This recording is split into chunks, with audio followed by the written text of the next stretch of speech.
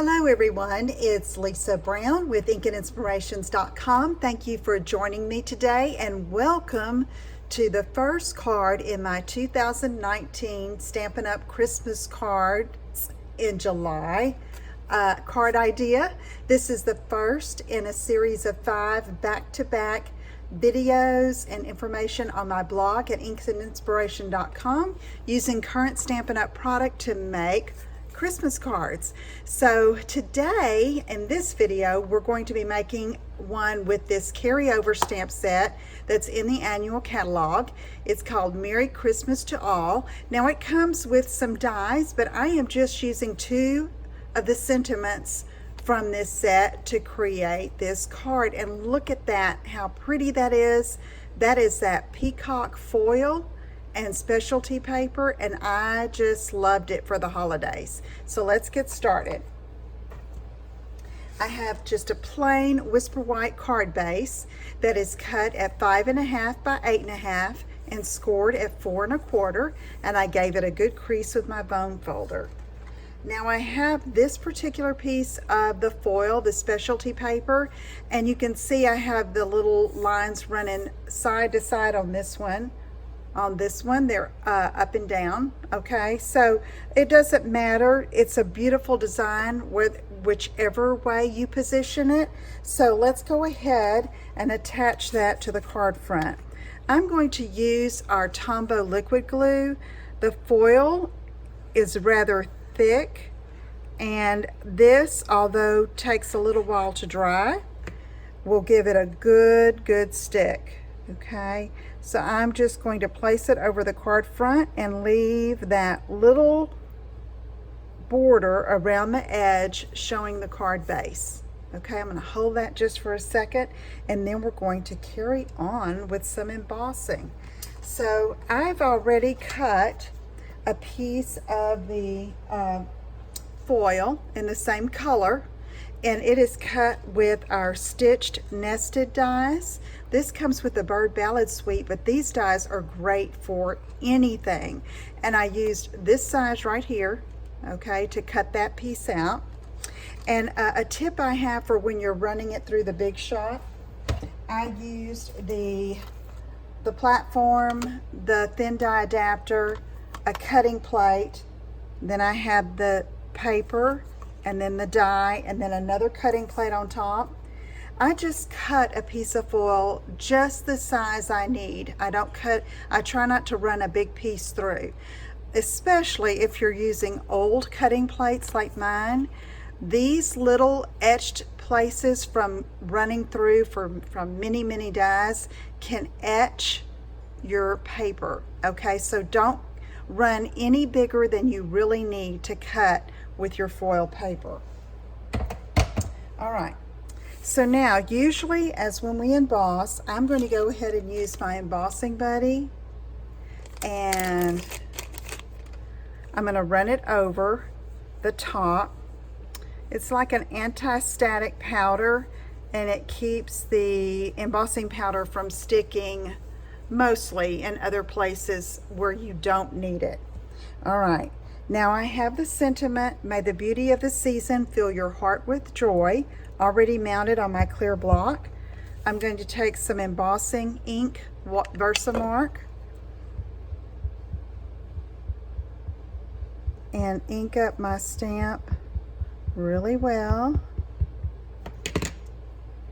Since it's photopolymer, I'll be able to just stamp right over top and center, and bam. I'm going to give it a good press. And you can't see it, but it is there, okay? Don't run your hand over it to see if it's there. It will smear the ink. So let me get this out of the way. I have some white embossing powder, and I'm just going to take a little bit and with a spoon just tap it over the edge. And sometimes I'll go ahead and give it another coat just to be sure. I'm going to turn it over, and I'm going to flick it a little bit with my finger, just like that. Okay, Now let's set the embossing powder aside, and I'm going to get my heat tool. I am going to put it on high and let it heat up just a bit. And I really should use something to protect my hands, my tweezers or something, but of course they're not where I need them to be at the moment, so I'm just going to be very careful. Hold this down, and you can see the white gets brighter as it starts melting, and I try not to heat it any more than necessary on this foil so it doesn't bend too much. You can see it curls up a little bit. That's okay. Don't touch that embossing right away, and your foil will be rather warm. This will flatten out as it cools. You can also put some heat on the back side to kind of help flatten it out. Okay, I'm just going to kind of shape it just a bit like that and hold it down, and then we're going to proceed. All right, I'm going to set that aside and bring my card back. I have a piece of the reversible ribbon that's in the annual catalog. It's old olive on one side, a shimmery old olive, and just a flat pretty peacock on the other. And I cut about 6 inches, and I'm just going to go across the center here. I'm going to take some snail adhesive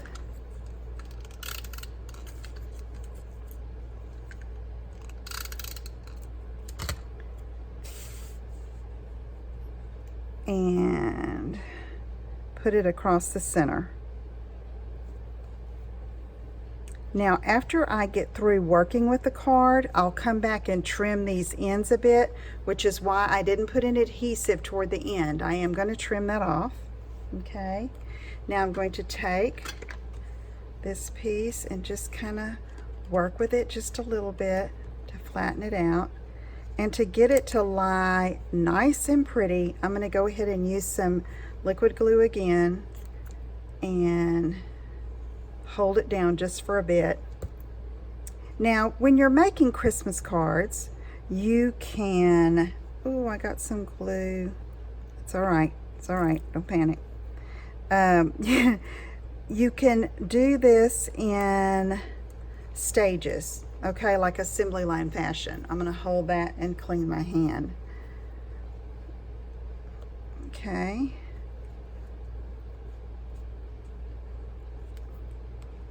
I'm going to try to take a little wet towel and clean that off later. And I also have an adhesive remover eraser that I'll try to use. It's not too bad. I would say it is worth it to use the liquid glue to make it stay, okay? To give that flat. I tried dimensionals and I really didn't like it. It's the paper wanted to curve. All right. Okay, so now I'm going to set that aside and let it dry a little bit, and I'm going to work on the inside. As I was saying, you could cut all the card bases first if you were making several of these cards, then the foil layer that goes over top of the card base, die cut all your stitched nested shapes, cut all your ribbon at one time, do all the embossing at one time, and then when you go to assemble, it's much easier. Okay, now for the inside, I have a 4 by 5 1/4 piece of Whisper White cardstock, and I have already worked and played with my Merry Christmas that's from that same stamp set, and I'm going to use some old olive ink and ink up Mary. I have my Whisper White held down with that magnet. I'm going to bring this over and just press. And when you have this set up, you could do all of these bases at one time. Now we're going to do Christmas. I say bases, the inside of the card.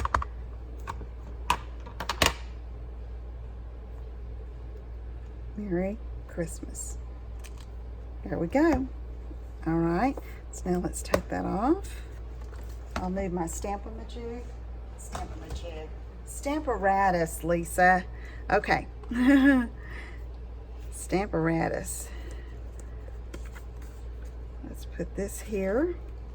I'm going to go ahead and use some snail so I don't have a fiasco with my glue again. And it doesn't look that bad. It's going to be okay.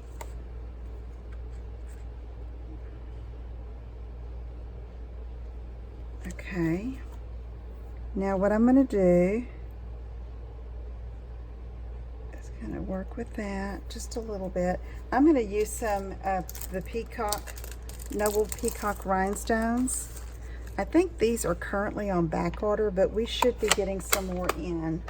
Beautiful rhinestones. If you don't have these and you have our Stampin' Blends alcohol markers, you can color your just your clear rhinestones for the color you need. All right, so I'm going to take one of these large Bermuda Bay ones, and I'm going to put it over that spot that I'm not crazy about right there and kind of camouflage it. All right, I'm going to take a small of this blue, put it there, and then I'm going to get one of the green, the old olive ones, and come right over here. Okay, there's our first in a series of 2019 Stampin' Up! Christmas card ideas for Christmas in July. I hope you enjoyed that, and you'll tune back in for the rest of the videos. Just search for Stampin' Up! Cards Christmas in July 2019. Okay? All right, so now that you've seen this, you can go to my online store, go to inkandinspirations.com and click on Shop Now, and you can start purchasing your supplies to make your holiday cards. Thank you so much for tuning in, and I'll see you again soon. Take care. Bye-bye.